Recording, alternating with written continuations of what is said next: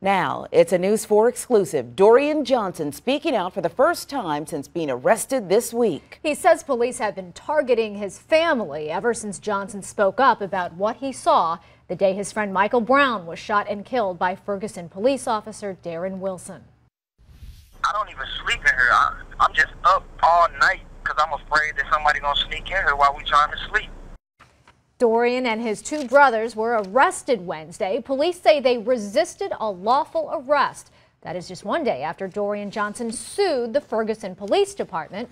Brittany Noble-Jones spoke to both Dorian and his brother DeMonte while in jail. She joins us live from the Bomarito Street Fleet with a story you will see only on News 4. Brittany. Well, Jasmine, both Dorian and his brother say police have been out to get them. Not only do they say they were mistreated at the time of their arrest, but they say police are still harassing them in jail. On Wednesday, police responded to the 5700 block of Acme. Police say they heard someone standing here may have a gun.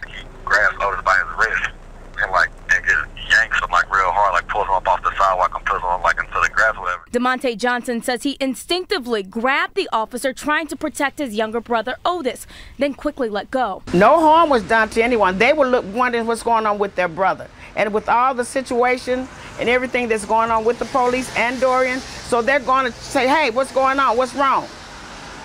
And that's what they did. They weren't trying to fight the police. Family members said DeMonte would never try to harm a police officer. He's currently in college and a graduate of Chaminade Preparatory Academy. His grandmother, Brenda Johnson, said she saw this coming because police have been on the lookout for Dorian. Dorian made national headlines in August after he said Mike Brown had his hands up when police officer Dorian Wilson shot and killed him in Ferguson. That led to protests and riots all over the nation. Dorian has this target on his back, so it makes it easy, well, if we can't get to you, we'll get your brothers, we'll get your family, we'll get anybody that's close to you. Dorian was arrested Wednesday too, also for resisting an arrest. Prosecutors say he was trying to help his brothers. I have injuries and scars from them slamming me face down on the concrete. I have evidence where people recording them hitting me on the cruiser, and officer put me in his cruiser, raised up all the windows, and turned his heat on high heat. Now Dorian and DeMonte sit in the city jail. Both of them say they're scared of the people in charge. I know who you are, and I'm going to be waiting on you when you get out of here screaming my address out.